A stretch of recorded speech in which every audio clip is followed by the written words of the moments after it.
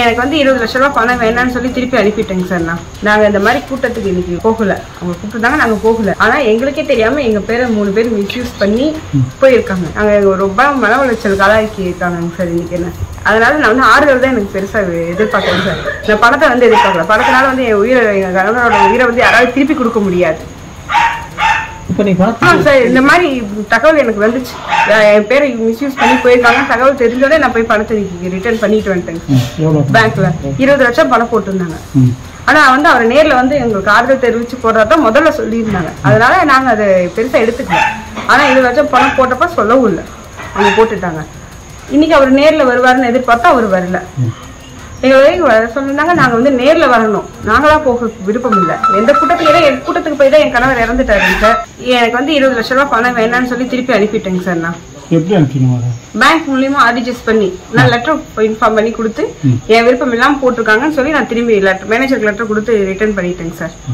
இப்போ நீ போய் சந்தித்து நீங்க என்ன கருதுறீங்க? இப்ப இத்தனை நாள் ஆச்சு, யார் கூட்டிட்டு போனது யாருன்னு தெரியாது. அப்போ கட்சியில இருந்து வந்திருக்கோம்னு சொல்லி அங்க வந்து கூப்பிட்டாங்க, நாங்க வரலன்னு சொல்லிட்டாங்க சார். வேற யாரோ எங்களோட பேரை மிஸ்யூஸ் பண்ணி யாரோ போயிருக்காங்க. அது எப்படி தெரியும் உங்களுக்கு? அவங்க வேற யாரோ போயிருக்காங்க, அதாவது டிவில போட்டுருக்காங்க. யார் யார் குடும்பத்தை வந்திருக்காங்கன்னு சொல்லி டிவில போட்டிருக்காங்க. அந்த ரிலேட்டிவ் வந்து எங்களுக்கு தெரிஞ்சவங்க தான், போனவங்க தான். ஆனா அவங்களுக்கு எங்களுக்கு ஃபேமிலி இஷ்யூஸ் இருக்கு. அவங்க வந்து போனதா எதுவும் இன்ஃபார்மும் பண்ணல, எதுவும் பண்ணல. இவங்க பாட்டுக்கு போயிருக்காங்க. அவங்களும் இவங்களை கூட்டு போடணும்னு யாரும் சொல்லவும் இல்லை. எங்களுக்கு இன்னொருத்தவங்க மூலியமா தான் தகவல் தெரிஞ்சிச்சு. டிவியில பார்த்தவங்க எங்களுக்கு இன்ஃபார்ம் பண்ணவும் தாங்க சார் எனக்கு தெரிஞ்சது, இல்லைன்னா தெரிஞ்சிருக்காது. அவங்க போனது எனக்கு இன்னைக்கு மதியானம் தான் தெரியும், இந்த மாதிரி அவங்க அங்க போயிருக்காங்க அப்படின்னு. எங்களோட பர்மிஷன் இல்லாம எங்க பேரை வந்து தப்பா உபயோகப்படுத்தி எங்களை ரொம்ப மன உளைச்சலுக்கு ஆளாக்கி இருக்காங்க சார். ஒண்ணு இவங்க போக சொல்லிருக்கோம், எங்க கணவரோட அப்பா இருக்காரு, அவரோட அண்ணா எல்லாம் நாங்க இங்கதான் இருக்கோம். ஆனா எங்களுக்கே தெரியாம எங்க பேரை உபயோகப்படுத்திருக்காங்க தவறான முறையில. அதுதான் சார் என்ன மன உளைச்சலுக்கு ஆளாக்கிட்டாங்க. நான் வரலைங்கிறப்ப அந்த தெரியாம 3 பேர் எப்படி சார் போனாங்க? எனக்கே அது தெரியாது இல்லைங்க சார். ஏன்னா மீறி அவங்க எப்படி போறாங்க?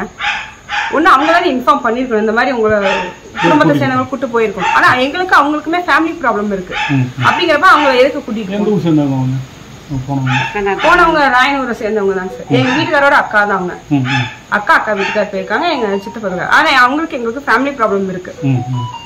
அவங்க கூட்டி போனது உங்களுக்கு எங்களுக்கு தெரியாது, இன்ஃபார்ம் பண்ணல. அவங்க டிவியில பார்த்து உள்ளூர்காரங்க சொல்லிதான் எனக்கு தெரியும், அது வரைக்கும் தெரியாது. காலையில கடைக்கு போயிருக்காங்க அம்மா, அவங்க கிட்ட சொல்லியிருக்காங்க.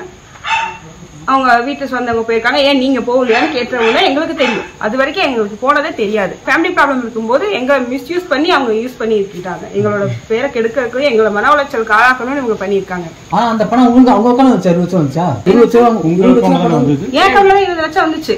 ஆனா அவர் வந்து நேரில் வந்து ஆறுதல் தெரிவிக்கிறாரு தான் ஆரம்பத்துல இருந்து சொல்லி இருந்தாங்க. அதைத்தான் நான் நம்பினேன்.